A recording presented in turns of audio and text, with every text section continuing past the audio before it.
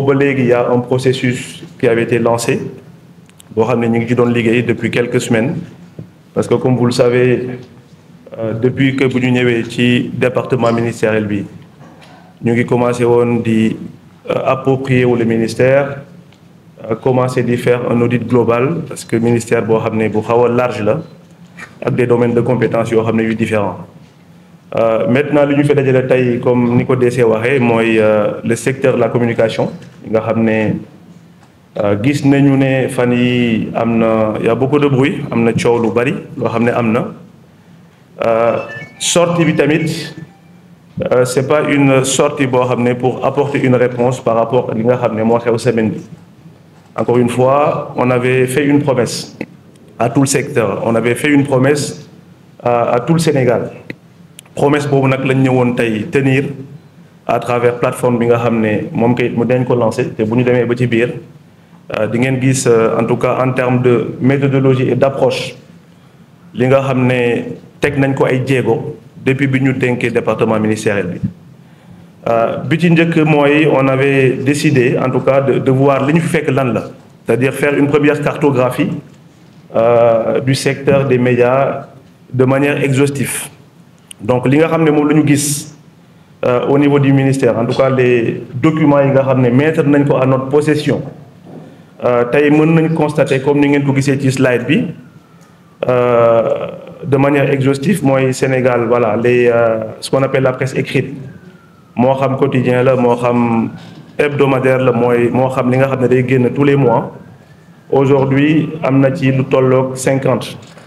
ñi nga xam ne ñoo nekk presse en ligne enregistré certainement ëpp na ko mais ñi nga xam ne en tout cas enregistré nañ leen au niveau du ministère tey ñi ngi toll ci 150 suñu xoolee li nga xam ne mooy les radios FM aujourd'hui les radios composées par des radios privées des radios commerciales et communautaires toll nañ ci 300 li nga xam ne aussi mooy les télévisions yi nga xam ne nekk nañ dans le TNT aujourd'hui tey toll nañ ci 35 pourquoi ñu def cette cartographie là comme ni ma ko waxee sànq si ma njëlbeen wax je pense que bu ñëwee ci département bu mel ne communication ak tout ce que ça comporte dafay jar ñu toog def benn taxaw seetlu xool réellement li nga xam ne foofu la ñu commencé ak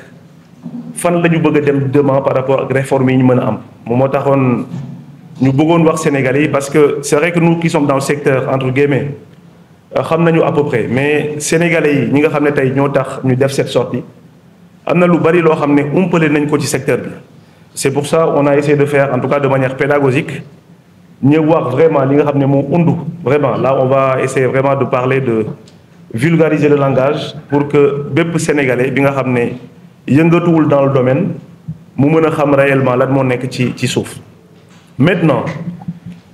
comme vous avez pu le voir au fait par rapport à l'article 94 parce que sànq maa ngi wax sama njëlbeen wax ne coow li bari na semaine bi parce que ñu bari dégg nañu ñu bind ñuy wax ñu ne ba les nouvelles autorités comme on nous appelle le gouvernement du Sénégal dañu jug en tout cas pour faagaagal la presse mu nekk ay wax yoo xam ne peut-être man je considérais que parfois am na ay wax yoo xam ne yu malencontre la yoo xam ne nit dañ ko génnee sans forcément au fait teg ko ci loo xam ne nit yi mën nañ ci teg loxo parce que pourquoi j'ai cité cet article-là que je peux même vous lire et je parle sous le contrôle de professionnels qui sont peut-être autour de cette table article 94 du code de la presse bi nga xam ne loi la moom moo tënk képp koo xam ne da ngay yëngatu ci wàllu presse ak gouvernement article 94 bi je me permets de vous lire ce passage-là qui dit l'exercice de toute activité d'édition de distribution et de diffusion de services de communication audiovisuelle quelle que soit la technologie utilisée est subordonné à une autorisation délivrée par le ministère chargé de la communication après avis conforme de l'organe de régulation dans les conditions définies par le code de la presse. L'autorisation accordée est personnelle, elle ne peut être cédée ni transférée à un tiers. Pourquoi me lire article bi nga xam ne ci code de la presse mooy loi bi nga xam ne moo ñu tënk parce que bu fekkee ne gouvernement du Sénégal bi nga xam ne tey son excellence monsieur le président Bassirou Diomaye Faye et son premier ministre Ousmane Sonko li nga xam ne moom lañ leen di prêter comme volonté ne dañu bëgg a museler dañu bëgg a naxasal presse bi. Je pense que bu fekkee dañu appliquer dans toute sa rigueur li nga xam ne moom moo ñu tënk ñun ñëpp muy code de la presse, je pense que aujourd'hui am nañu moyen pour essayer de faire en sorte que une certaine presse en tout cas wala ñenn ñoo xam ne aujourd'hui ils ne répondent pas à ces critères-là ñu naxasal leen. Je me permets vraiment d'insister là-dessus. Aujourd'hui am na benn climat qui est là boo xam ne nit ñi ñu ngi wax mais juste pour dire par rapport à ça que ne mësul am volonté gouvernement bi et loolu dinañ ko prouver encore une fois. Je pense que suñu yamoon fii rek je pense que aujourd'hui comme je l'ai dit am nañu moyen pour en tout cas ñi nga xam ne aujourd'hui ils ne rentrent pas dans ce cadre-là, dans le cadre de la loi, l'État a les moyens de pouvoir leur dire allez vous conformer à la loi wala ngeen def leneen. Mais l'État bi mësul nekk ci jéego yooyu noonu état bi mosul am cette volonté. C'est pour ça man bi ñu ma falee bi ma jëlee service le 11 avril on a voulu vraiment avoir une démarche inclusive parce que dama mës a wax ne ñun on ne peut pas prétendre connaître mieux le secteur de la presse que les acteurs de la presse parce que c'est votre métier yéen ci dund depuis xaw ma ñaata at ñun on a d'autres domaines de prédilection. Donc mënuñu enfermer autour de 4 murs di jël ay décisions sans impliquer la presse. Moo tax la démarche a été bu ñu ñëwee ñu rencontrer tous les acteurs de la presse. Je dis bien tous sans exception. Mën ngeen ko xool li nga xam ne mooy la coordination bi nga xam ne mooy des associations de la presse, la CAP. Man j'ai pris fonction le 11 avril. Le 28 mai, avant même parce que secteur bi comme nous ko waxee yaatu na, je gère le numérique aujourd'hui, on gère les télécoms, avant même de rencontrer yeneen secteurs yi ñi nga xam ne ñoom lañ jox wax leen proposer leen une rencontre pour la première fois c'est les acteurs de la presse. Parce que lu ñu doon bañ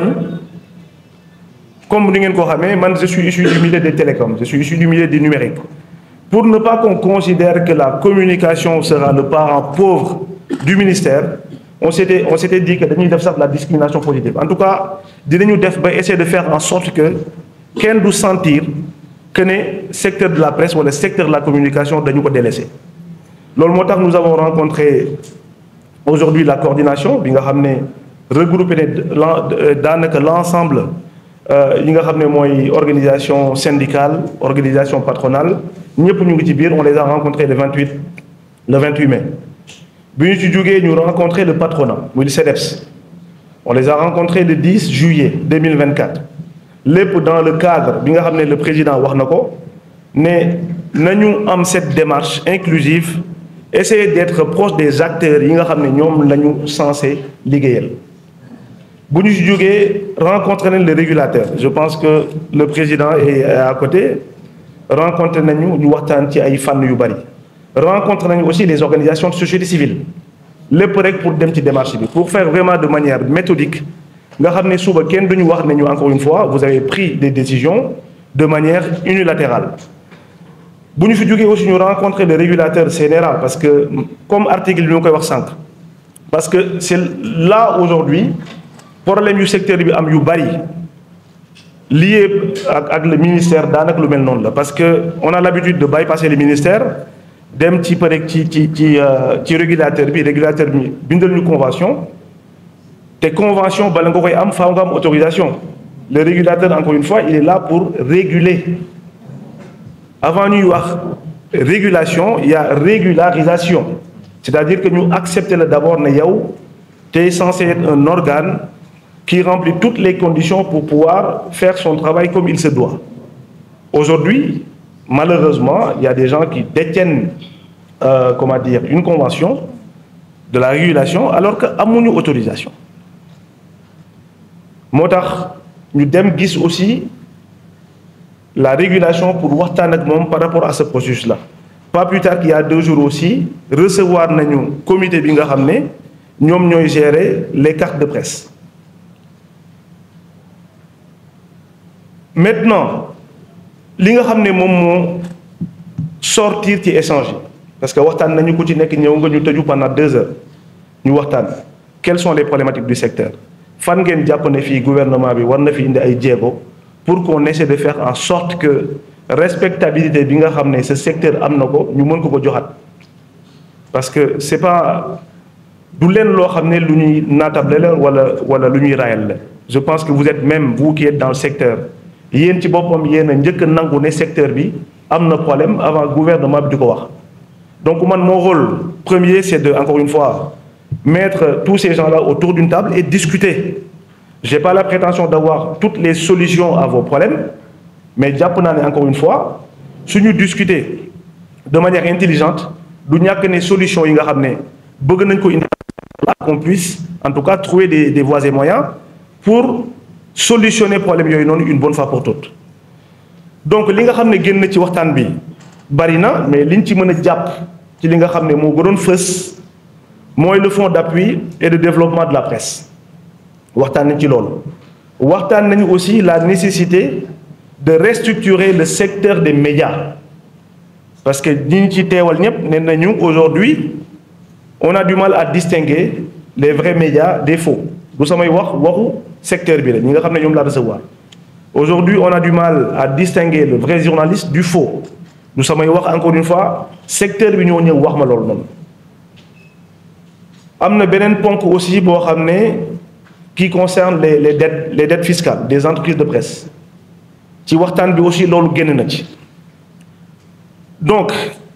nous avons essayé d'apporter des réponses par rapport ak problématique yi nga xam ne indi nañ ko en tout cas li nga xam ne moo gënoon fës ci waxtaan bi ci njëkk mooy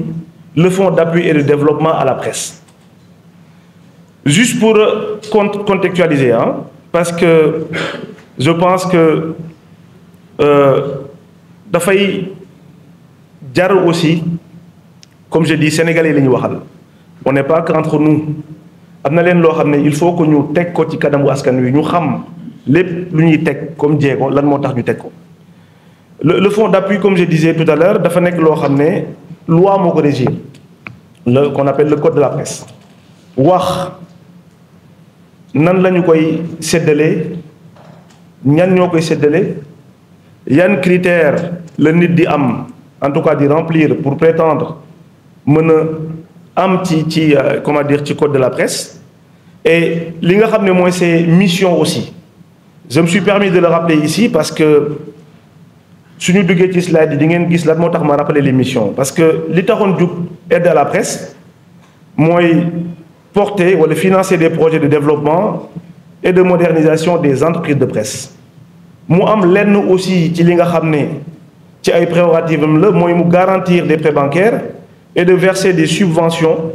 directes à l'agence de presse sénégalaise bi nga xam ne aujourd'hui c'est un pourvoyeur d'informations en tout cas de contenu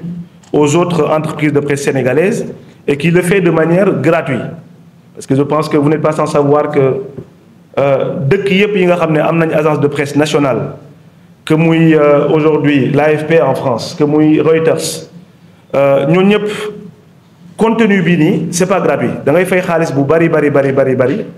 pour mën a am contenu donc l'État du Sénégal subventionne à travers l'agence presse sénégalaise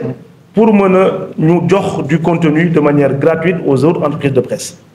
mu am aussi beneen mission mooy de contribuer au fonctionnement de la commission de la carte de presse de la commission nationale de la carte de presse et d'appuyer des formations des journalistes et des techniciens des médias aujourd'hui li nga xam ne moo régir ce code de la presse ak son mode de fonctionnement ñu ngi ko décliné par l'article 48 du code de la presse j'ai vraiment voulu qu'on soit vraiment factuel dans ce qu'on dit parce que ñëwuñu fi encore une fois pour réinventer quoi que ce soit lépp li nga xam ne dañ koy wax fii nii wala dañ ko bind dañ ko tënk ci code de la presse donc par rapport ak li ma doon wax sànq sur les conditions et les modalités d'accès aujourd'hui j'ai voulu aussi mettre ce slide là pour ñu xam ne encore une fois c'est pas le ministre qui va s'enfermer dans son bureau avec son cabinet pour dire que tel média lii lay am tel média xaaral ma jox ko lii tel média lii la war am etc Encore une fois, c'est un mécanisme qui est encadré par le code de la presse. Bon, aujourd'hui, am nañu ñi nga xamné tay par arrêté lañu leen désigner pour ñu ñëw am cette prérogative avec des conditions bien définies, des conditions d'accès moy ngeen gis ci souf, c'est-à-dire l'employabilité, c'est-à-dire le respect de la convention collective, le versement des cotisations sociales, détenir la carte nationale de la presse, avoir aussi la qualité sur les contenus qu'on propose aux Sénégalais. Il y a beaucoup de critères avec un système de notation qui permettra à ce que nous les qui remplir, etc. L'autre, encore une fois, nous devons ce slide-là, c'est pour ça, c'est pour dire qu'encore une fois, parce que nous avons des réunions aide à la presse, etc. Ce n'est pas, encore une fois, le ministère et son cabinet qui vont s'enfermer pour distribuer de l'argent à leur guise. C'est bien encadré. Et qu'encore une fois, nous avons cette responsabilité pour distribuer aide à la presse dans des conditions définies par le code, c'est-à-dire par la loi. Maintenant, vous nous regardez la répartition du fonds. Là, on a voulu faire un focus sur l'année 2023, parce qu'aujourd'hui, on a le tableau complet. Parce que moi, quand je suis arrivé au ministère et qu'on me demande de l'aide à la presse, l'idée première a été de demander à ce qu'on fasse un récap sur l'aide à la presse. C'est de l'argent public, encore une fois, non l'on distribué depuis son existence. Si vous regardez même sur le graphique que vous avez sur l'évolution, nous avons institué depuis 1996. Nous avons des sommes qui n'étaient pas important. Mais quand on voit sur le graphique, en termes d'évolution, depuis 2012, nous sommes passés quand même à 700 millions. L'État du Sénégal a consenti quand même de l'argent pour aider à la presse. À partir de 2012 jusqu'à 2021, nous sommes passés de 700 millions à 1,4 milliard en 2021 et en 2022, pardon, et 1,9 milliard en 2023, excusez-moi. 1,9 milliard en 2023. Maintenant, si nous avons fait ce diagnostic-là, nous avons constaté qu'il y a une disparité. Donc, quand on a constaté ça, j'ai demandé à mes équipes que nous travaillions, parce que avant nous prétendre, avant nous en tout cas commencer à distribuer, voilà l'aide à la presse sur l'année 2024, il faut aussi nous tchambar l'État du Sénégal. Pour moi, c'est dans la règle normale des choses, parce qu'on ne peut pas prétendre demain quand même défendre un bilan. Donc la première chose à faire pour nous, c'était de rôle d'abord sur les 5 dernières années, au moins sur les 5 dernières années, avec les documents, la direction interne, la direction de la communication, mettre qu'on a à notre disposition, on essaie de voir est-ce que les critères sont remplis, etc. Mais curieusement, on voit que cette aide à la presse-là, 45%, qui est quand même une somme hyper importante, et non, 45% des multi-conditions qui sont listées sur le slide précédent. 45% des 1,9 milliard, mais quand même une somme hyper importante, qui représente aussi ici dans ce slide 800 millions de francs CFA. Dougoulti entreprise de presse. L'ENILI, ça a servi de fonctionnement, d'autres pour des études, formation, etc. Donc, pourquoi je me suis permis tout à l'heure de vous lire les conditions?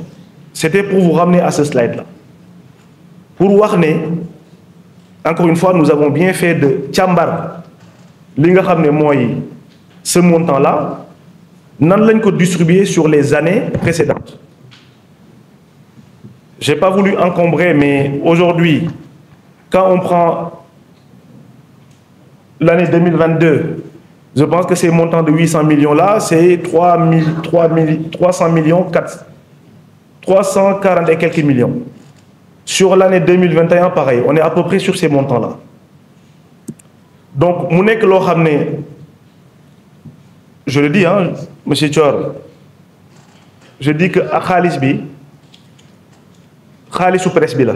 dañ ko war a jël pour jox ko place bi mais il faut pas que ñu oublier aussi que xaalisu public la. Quand vous êtes venu me voir même ñi nga xam ne ñëw ni ñëpp gis ma lii laa leen wax c'est vrai que je voulais pas rentrer dans les détails on était en train de faire un travail boo xam ne pour encore une fois éclairer la lanterne des Sénégalais am ñi nga xam ne nekk nañ ci secteur bi aussi ba nga xam ne si ça se trouve que xamuñu lan moo xew mais encore une fois nous sommes pas là pour indexer qui que ce soit mais pour moi encore une fois il est de mon devoir il est de ma responsabilité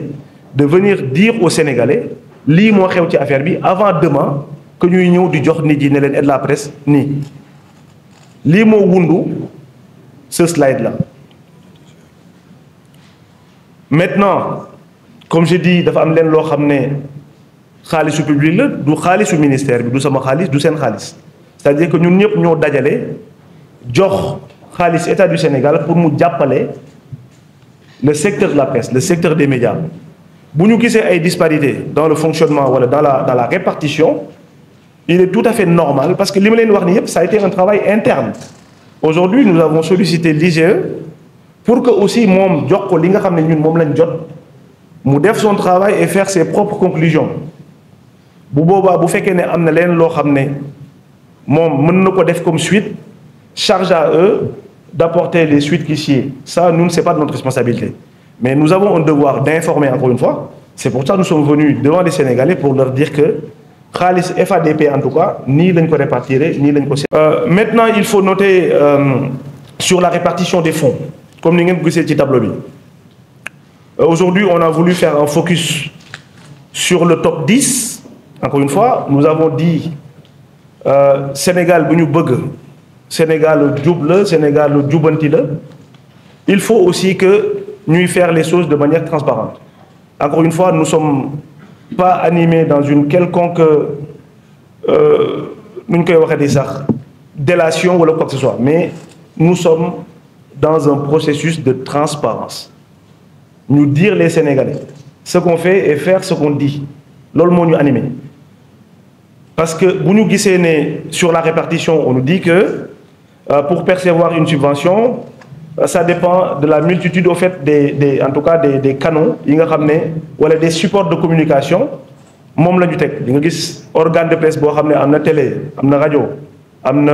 na presse en ligne kooku c'est normal que mu ëppale ki nga xam ne moom télé rek la am wala rajo et cetera mais quand on constate que am na yenn disparité on le met après on laisse les Sénégalais en tout cas vous-même les journalistes exploiter à votre guise ku ci nekk mën a faire ta propre religion par rapport ak li nga xam ne génne nañ ko dans ces documents là. Maintenant ci point yi nga xam ne aussi ça a été soulevé lors de notre rencontre et je pense que mooy problème bi nga xam ne sax moo xaw a gën a yëngal fan yi le secteur de la presse mooy li nga xam ne mooy les dettes fiscales des organes de presse. Slide bi bëgguma ci woon sax attardé wu parce que je pense que le président de la République lim ci wax leer na wax na ci waxati ji parce que on est quand même dans un pays boo xam ne corporation yi bari nañu secteur névralgique yi bari nañu secteurs yi nga xam ne c'est des secteurs yu important la bari nañu et je pense que nous sommes tous soumis aux mêmes lois et règlements man j'ai toujours dit à qui voulait l'entendre que mënul am un traitement de faveur au secteur de la presse au détriment d'autres secteurs secteurs yëpp a am secteurs yëpp sont d'égale dignité donc ce que j'ai dit par rapport à ça bu fekkee ne ñi nga xam ne ñëwoon nañ ma seet si man je me suis même proposé à être un ambassadeur auprès de mon homologue des finances et du budget parce que li ñuy wax nii encore une fois c'est pas un problème de la communication c'est pour ça enfin ma bëggoon a leeral par rapport à ça parce que mënuñu am benn méli-mélo juste pour dire que ne non état bi daf ñu xeex alors que on sait que le nœud du problème c'est même pas un problème lié encore une fois au secteur de la communication là on parle quand même un secteur qui est lié au fixe li ñuy wax ni fisc la yëfu fisc la ça n'a rien avec la communication donc bu fekkee dañu bëgg a jël ça pour alibi pour créer des problématiques yoo xam ne amul je pense qu'on fait fausse route et ça je le dis avec toute responsabilité ce qui s'est passé cette semaine je m'étais dit que du ma sax ñëw parce que beaucoup m'ont appelé pour me dire que médiation, etc. J'ai dit, il n'y a pas de médiation à voir. Parce que vous faites que dans la médiation, il y a un problème. Ou alors, il y a pour faire médiation, etc. Mais je le dis encore une fois et je le répète, l'État du Sénégal, à travers le ministère de la Communication et des Télécommunications, n'a aucun problème avec une quelconque entreprise de médias que ce soit. Alors, je veux dire, l'État Sénégal a un problème avec le secteur de la presse. Ce à quoi j'invite encore une fois ce secteur-là, à travers le patronat, à travers les syndicats et tout le monde, vous faites que nous comme nous l'avons démontré par A plus B de manière factuelle, nous recevoir. Non, nous sommes pour nous pour trouver des solutions. Nous sommes prêts à les écouter, nous sommes prêts à accompagner. Mais il faut qu'on le fasse quand même dans le respect. Il faut qu'on le fasse avec une responsabilité. Ça aussi, il a été brandi que dans notre aide à la presse, la dette fiscale, pardon, l'outil bari médias publics, etc. Après, je laisse, je pense que nous pouvons lire les graphes, pour que sa propre interprétation. Encore une fois, juste pour préciser quand même une chose hyper importante, parce que je recevoir aussi les patrons de presse, je vais vous chiffre. Chiffre, moi, je vais compiler, les impôts, les sur les redevances, etc. Vous faites que vous les contestez. Moi, je suis prêt à recevoir vos chiffres et en discuter. Mais je disais tout à l'heure, je les ai reçus le 10 juillet. Mais en tout cas, jusqu'à preuve du contraire, les Sénégalais japonais, par rapport à ce qui a été dit et brandi partout, que les médias sénégalais, RTS, Le Soleil, APS, nous le petit dette, ce n'est pas conforme à la réalité. Jusqu'à preuve du contraire, encore une fois. Si nous avons des chiffres, c'est différent de ça. Moi, je suis prêt à ranger ça à la poubelle et présenter les chiffres. Mais encore une fois, je les ai invités à ce que vous faites d'accord, nous avons des chiffres et encore une fois, et encore une fois, je le réitère, je lance un appel solennel à toutes ces personnes, en tout cas, ou même aux patrons de presse, que je reste, encore une fois, convaincu là-dessus. Vous faites que je peux servir de relais en quoi que ce soit auprès du ministère des Finances. Ça ne nous coûte rien d'aller voir s'il y a des gens qui veulent avoir un moratoire qui non le ministère des Finances indiqué, nous pouvons pour demander à ce que nous ayons un allègement, etc. Maintenant, pour nous, situation précaire des travailleurs de la presse. Parce que vous voyez cette affaire de dette, je pense qu'il y a un lien entre slide que je présenté et slide. Parce que, comme vous le savez, recevoir la Convention des jeunes reporters au palais avec le président de la République. Vous nous l'avez recevoir, chiffres, encore une fois, nous sommes chiffres. Comme vous avez pu le voir. Aujourd'hui, ils m'ont présenté ce rapport-là. Ils m'ont présenté ce rapport Bibi quand même, je m'étais dit que nous focus sur le rapport. Parce que je pense que vous faites que parce que vous avez une entreprise de presse, ce n'est pas forcément les patrons de presse. C'est tout un ensemble et on pense tous qu'ici, que nous savons que terrain, nous découvrir les événements, nous aussi une part important. Mais quand on nous présente un rapport, par exemple sur les contrats de travail, 26% des travailleurs ont un contrat. Ça, je pense quand même, honnêtement, ça aurait mérité une journée sans presse. Honnêtement. Vous faites qu'il y a mérité une journée sans presse, je pense que les chiffres bini, là, ça mérite une journée sans presse. Vous nous voyez aussi parmi ces travailleurs-là, pratiquement près de 62% ont un contrat de travail. Ou alors, si vous avez un contrat de travail, En tout cas, ils ignorent avoir un contrat de travail parce que yoruñu këyit bi wane ne ñoom am nañ travail. Mais loolu ça aurait mérité 1 mois sans presse. 61%. Encore une fois, je chiffre yi du luñu loo xam ne ñun ñoo ko def. C'est la convention des jeunes reporters ñoom ñoo ñu ko présenté. Ñun on ne fait que traduire par rapport à disparité ñu gis entre li nga xam ne moom la ñu wax au niveau du patronat ak li nga xam ne moom le travailleur di ñu wax. Bu ñu gisee également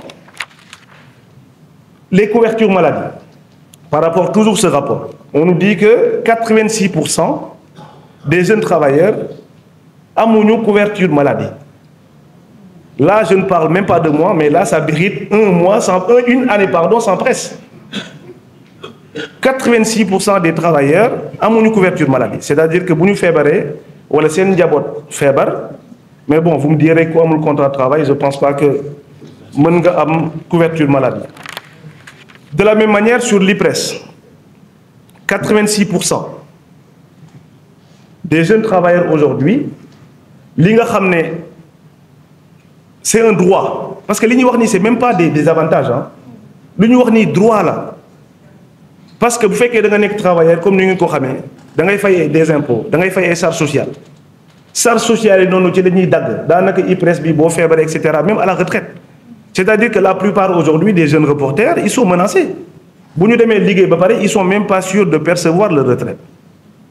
lii est-ce que mérité wul une année sans presse honnêtement bu fekkee ne on est vraiment animé par une intention de servir vraiment le secteur dans lequel on évolue.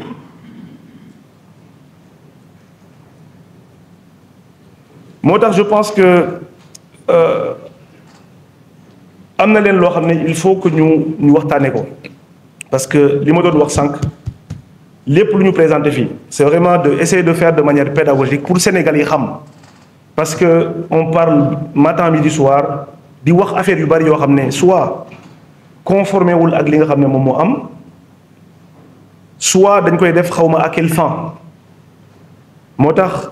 il nous a semblé nécessaire vraiment de def sortie bi pour leeral encore une fois li may wax ni c'est du factuel ces slides là on va vous le distribuer à la fin de la réunion ku ci nekk mën a am ku ci am looy contesté wala loo xam ne wax nañ ko fii wala bind nañ ko fii te nekkul li nga xam ne c'est conforme revenez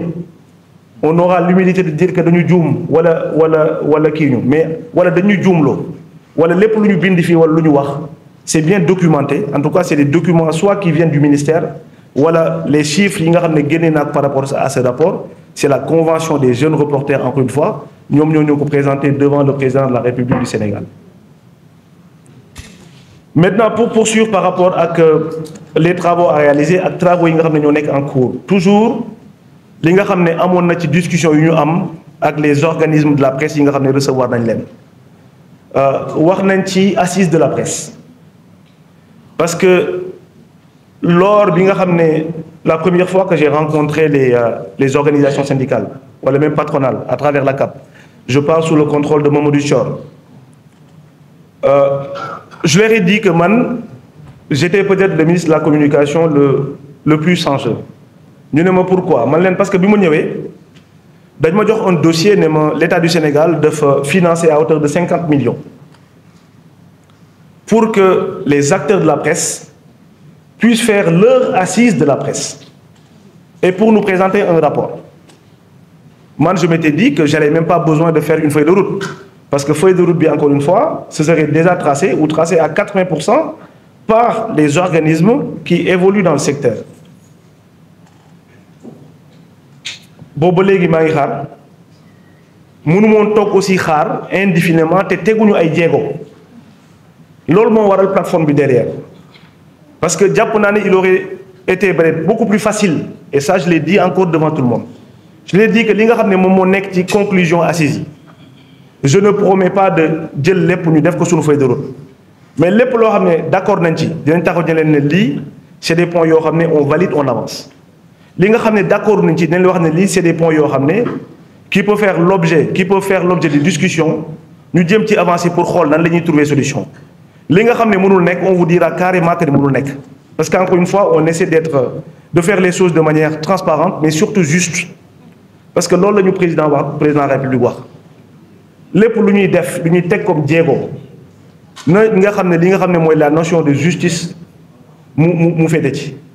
Mais encore une fois maa ngi xaar toujours pour essayer de voir, mais n'empêche que il faut avancer, il faut teg des jéego loolu moo tax plateforme bi dinañ ci ñëwaat après pour essayer d'expliquer lan moo undu cette plateforme là. Il y a aussi la loi d'accès à l'information bi nga xam ne le secteur de la presse ñor na leen lool ñëwaat ci nañ ci lu bari. Juste rek pour rassurer que le président de la République nous a instruit encore une fois par rapport à ce projet de loi du bii rek sax bi nga xam ne aujourd'hui c'est la loi qui sur les lanceurs d'alerte, la loi sur la publicité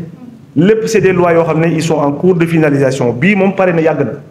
mais sauf que il n'est pas porté par notre ministère, c'est au niveau des ministères de la justice bi nga xam ne ñun ñooy indi ay amendement mais bis bu pare dinañ ko jël yóbbu ko fañ ko war a yóbbu. Maintenant charge aux députés en tout cas de voter une loi comme ni ngeen ko xamee ñoom ñooy voter les lois ñun on fait des propositions ñu voter des lois etc. Maintenant pour ñëw ci enjeu yi parce que là c'était de faire un constat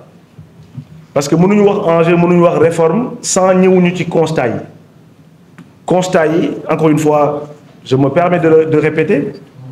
dañ ko def pour que Sénégal yëpp mën a xam fan la ñu jógee ak ñun fan la ñu jëlee ministère bi ak fan la ñu bëgg a dem wax aussi li nga xam ne yoroon nañ ko càmbar nañ ko ci yan conditions ci yan anam lañ ko càmbaree. Maintenant on va pas s'arrêter en si bon chemin parce que encore une fois c'est un secteur boo xam ne ñun nous croyons à ce secteur. On sait que potentialité yi am ci secteur bi explorer wuñ ko comme il se doit parce que man jàpp naa ne 1,9 milliard xaalis bu bari la suñu xaalis. Mais ça c'est mon intime conviction, développer le secteur des médias. C'est trop peu pour développer le secteur des médias. Maintenant sur les enjeux, comme on l'a dit tout à l'heure, il y a un besoin de restructurer les entreprises de la presse afin de les aider, afin de les rendre plus autonomes et plus viables. Tout à l'heure maa ngi koy wax am na entreprise yu presse bari nañu. Boo xoolee par rapport proportion population organe de médias on est là mais encore une fois tant que ça respecte les conditions moi ça me gêne pas. L'idée c'est d'avoir un secteur boo xam ne structuré qu'on puisse savoir kan mooy def lan pour essayer demain de faire en sorte de les aider à se développer parce que bu ñu ko deful loolu mooy suñu rôle premier et je l'ai toujours dit. J'ai dit au patron de presse au lieu de à chaque fois bypasser les ministères parce que l'interlocuteur premier, c'est le ministère des Communications. On a beau avoir des entrées à la présidence, tout ce qu'on veut. Mais c'est le ministère de la Communication qui va régler les problèmes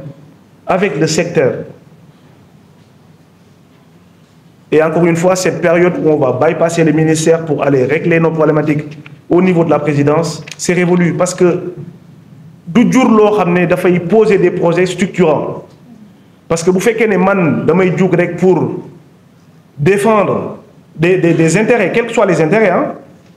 dem gis ko ak le président wala le premier ministre bypasser ñi nga xam ne ñoom ñoo war a mettre en place la structure avec tous ses fondements avec ses jalons qui permettront demain de développer le secteur bi mënul développer wu. C'est pour ça j'invite encore, je lance un appel à tout le secteur que nos portes sont ouvertes. Quelles que soient les problématiques, en tout cas liées au secteur, quelles que soient les problématiques, pour développer ce secteur-là, am na oreille attentive,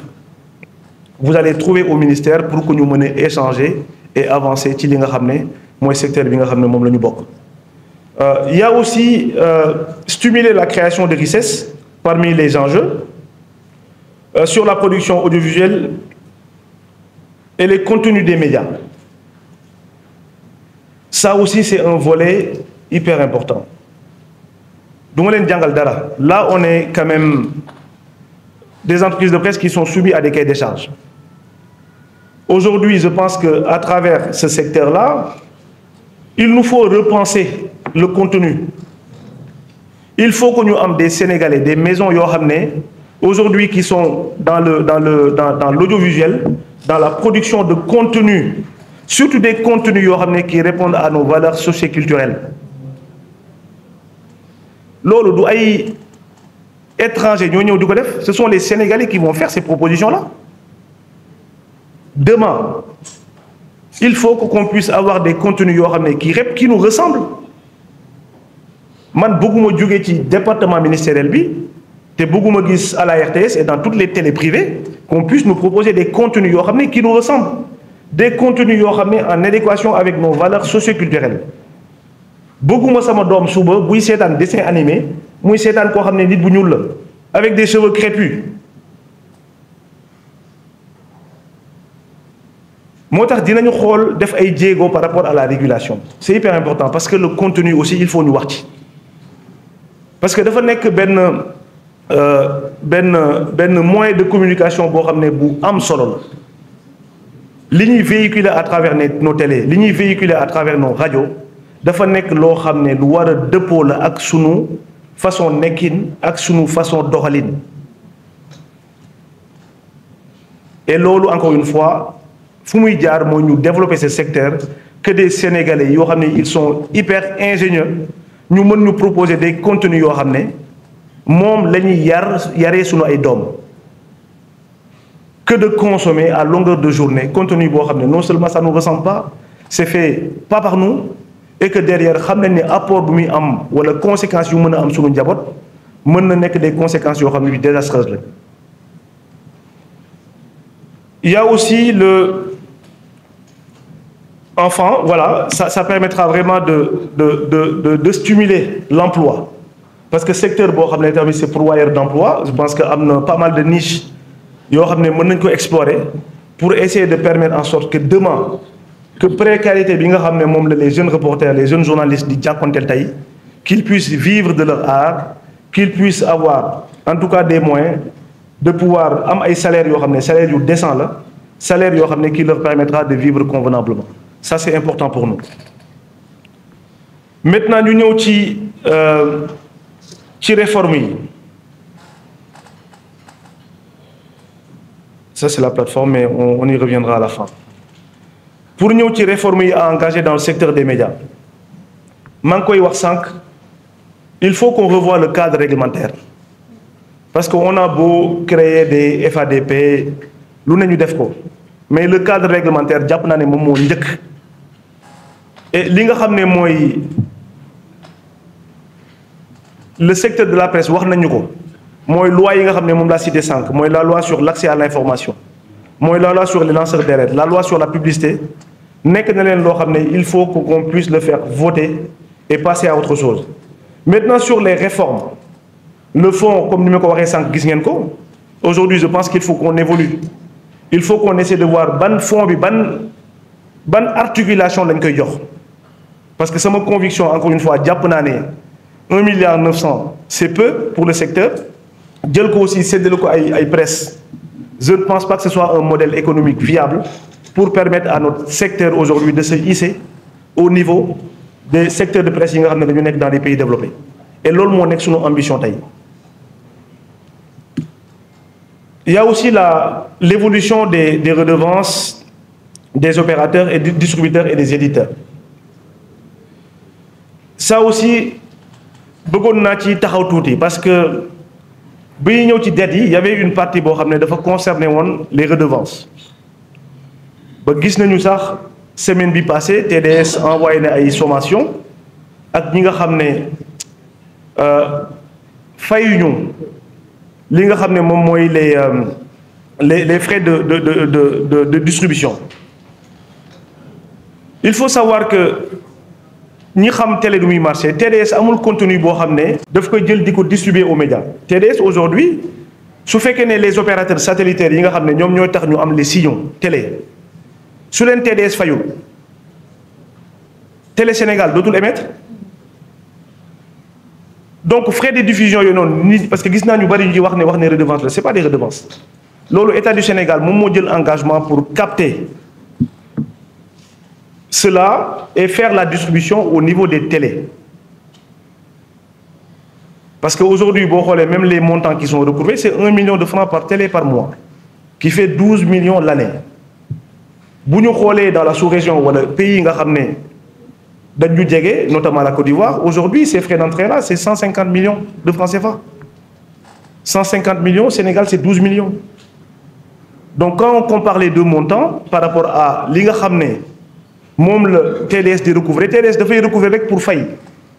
Parce que je pense que moom am na enveloppe de 1 milliard de francs CFA bu muy fay les opérateurs satellitaires. Donc su ñuy wax loolu noonu aussi il faut que nit ñi xam xaalis bi ñuy laajuñu ko rek pour dugal ci état bi. C'est des frais parce que il y a des accès qu'il faut payer malheureusement et qu'il faut que chacun y participe. Pour l'évolution des redevances tout à l'heure aussi, je disais que depuis bu ñu ñëwee nous avons essayé d'explorer lépp li nga xam ne ay niche la dans ce monde-là. Parce que man jàpp naa ne secteur bi bokk na ci secteur yi ëpp xaalis ci àdduna.